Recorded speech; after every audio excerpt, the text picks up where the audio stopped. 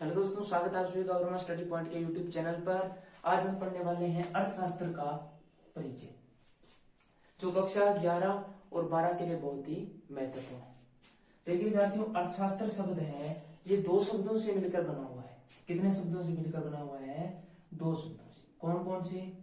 अर्थ plus में शास्त्र। कितने शब्द है अर्थशास्त्र में? दो शब्द, अर्थ और शास्त्र। अर्थ का मतलब क्या होता है? अर्थ का मतलब होता है धन। अर्थ एक संस्कृत का शब्द है विद्यार्थियों, जिसका मतलब क्या होता है? धन। और शास्त्र का मतलब है कोई अध्ययन करने की सामग्री, अध्ययन की कोई सामग्री। तो अर्थशास्त्र का शाब्दिक अर्थ क्या बन जाता है कि धन का अध्ययन करने वाला शास्त्र। ठीक है, अर्थशास्त्र की क्या परिभाषा बन जाती है? धन का अध्ययन करने वाला शास्त्र। ये जो धन शब्द है, धन शब्द, इसके बारे में कहा जाता है कि एक एडम स्मिथ नामक कोई अर्थशास्त्री थे। एडम स्मिथ नाम के एडम स्मिथ, उन्होंने अपनी एक पुस्तक लिखी थी। क्या लिखी थी? एक पुस्तक लिखी थी 1776 के अंदर। कब लिखी थी? 1776 के अंदर अपनी एक पुस्तक लिखी थी, the inquiry into the nature and the causes of the wealth of nation. और उस पुस्तक में उन्होंने अर्थशास्त्र को किसका संबंध बताया है? धन से संबंधित बताया है। किससे संबंध बताया है? धन से। उन्होंने कहा है कि अर्थशास्त्र का मतलब है धन का अध्ययन। इसी तरह एक और विद्वान है रॉबिन्स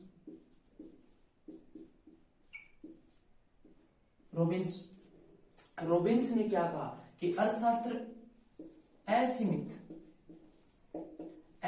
आवश्यकता व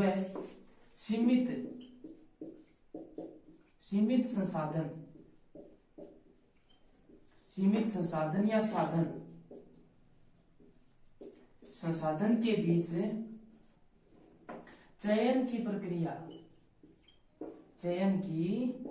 प्रक्रिया ही अर्थशास्त्र है। रॉबिन्स का मानना था कि आवश्यकताएं तो हमारी असीमित है, वो कभी खत्म नहीं होती है, लेकिन जो साधन है अर्थशास्त्र के अंदर वो सीमित है। और इसी सीमित साधनों में अपनी असीमित आवश्यकताओं को पूरा करने का जो प्रक्रिया है वो कौन बताता है? अर्थशास्त्र बताता है। इसके बाद जो तीसरे विद्वान आए उनका नाम है मार्शल ने कहा कि अर्थशास्त्र कल्याण करता है। क्या करता है? कल्याण। अर्थशास्त्र का क्या काम है? कल्याण करना। उन्होंने कल्याण आधारित परिभाषाएं दी। स्मिथ ने कौन सी परिभाषाएं दी? धन आधारित। उनका कहना था धन का अध्ययन क्या है? अर्थशास्त्र है। रॉबिन्स ने दुर्लभता की परिभाषाएं दी। दुर्लभता प्रदान, यानी हमें चयन की एक प्रक्रिया अपनानी होगी। हम किस तरीके से एक चयन की प्रक्रिया के तहत हम प्रयोग करेंगे। हमारी आवश्यकताएं तो असीमित है और साधन क्या है? हमारे सीमित है। और इसी चयन प्रक्रिया को उन्होंने क्या है? अर्थशास्त्र का है। मार्शल ने क्या कहा? मार्शल ने कल्याण आधारित परिभाषाएं दी। उन्होंने कहा अर्थशास्त्र क्या है? कल्याण करता है, मनुष्य का आर्थिक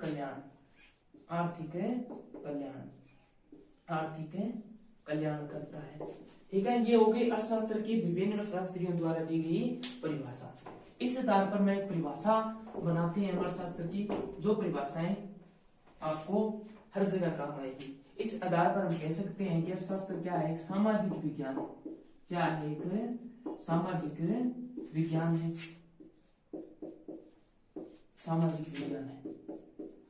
अर्थशास्त्र क्या है? एक प्रकार का सामाजिक विज्ञान है जो उत्पादन, उपभोग, वितरण तथा विनिमय जैसी क्रिया करता है। ठीक है, विनिमय की क्रिया करता है। ये अर्थशास्त्र का मुख्य सिस्टम है। इस तरीके से अपना बना हुआ है। इसके बाद एक महत्वपूर्ण बात यह आती है कि एक रेगनर फ्रिस नामक कोई अर्थशास्त्री थे। उन्होंने अर्थशास्त्र को दो भागों में बांटा। अर्थशास्त्र को कितने भागों में बांटा? दो भागों में। अर्थशास्त्र कितने भागों में बांटे देंगे आगे चलकर? अर्थशास्त्र दो भागों। अर्थशास्त्र के कितने भाग हो गए? दो भाग। पहला भाग है अर्थशास्त्र का व्यष्टि और दूसरा भाग है अर्थशास्त्र का समष्टि। रेगलन फ्रिश नामक कोई अर्थशास्त्री थे, उन्होंने अर्थशास्त्र को अपनी एक पुस्तक के अंदर दो भागों में बांटा, व्यष्टि अर्थशास्त्र और समष्टि अर्थशास्त्र। व्यष्टि अर्थशास्त्र और समष्टि। व्यष्टि अर्थशास्त्र क्या होता है और समष्टि क्या होता है, इनको अपन थोड़ा विस्तार से समझ लेते हैं। व्यष्टि और समष्टि। व्यष्टि क्या है और समष्टि क्या है? तो देखिए व्यष्टि क्या है। व्यष्टि का मतलब एक से है, जिससे मतलब है आर्थिक क्रियाओं के एक पहलू से, एक बिंदु से है। समष्टि का मतलब होता है संपूर्ण। क्या मतलब होता है? संपूर्ण, यानी अर्थव्यवस्था के संपूर्ण क्षेत्र का अध्ययन समष्टि होगा।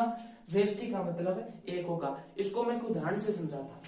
जैसे मान लीजिए हम एक गांव की बात करें, एक बड़ा गांव है। अगर मैं गांव की बात करूं तो वो समष्टि हो जाएगी। और उस गांव में एक घर की बात करूं, किसकी बात करूं?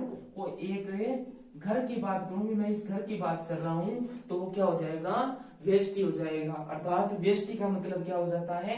एक उपभोक्ता, एक उत्पादक, एक का वितरण, ठीक है ना, एक से संबंधित होगा, छोटा क्षेत्र होगा। समष्टि का मतलब बड़ा क्षेत्र, विशाल क्षेत्र, संपूर्ण अर्थव्यवस्था।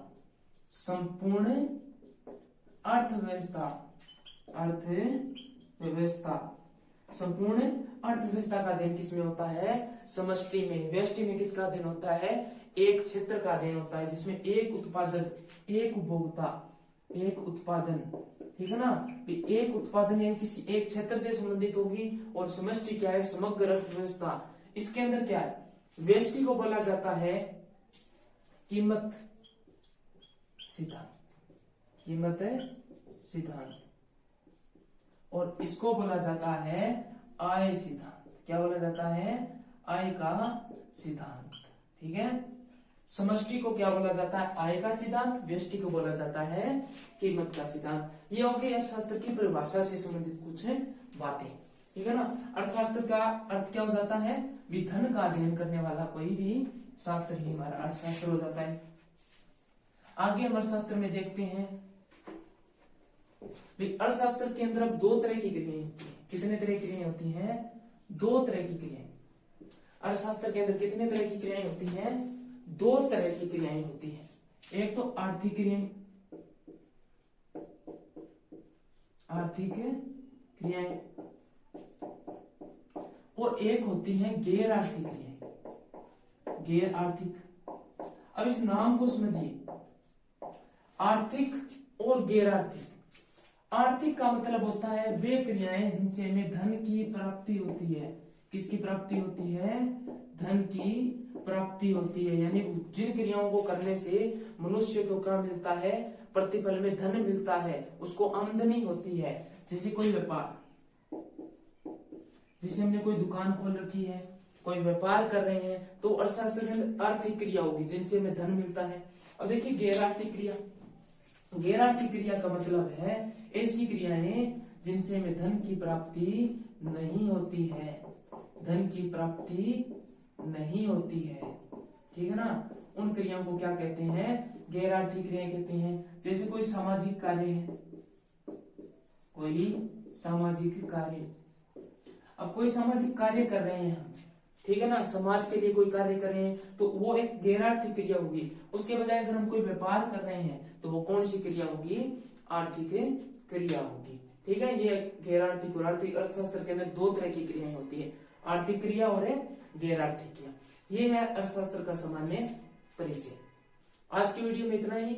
नेक्स्ट वीडियो में अर्थशास्त्र के जो दो प्रकार है, समष्टि और व्यष्टि, उनको विस्तार से पढ़ेंगे। धन्यवाद।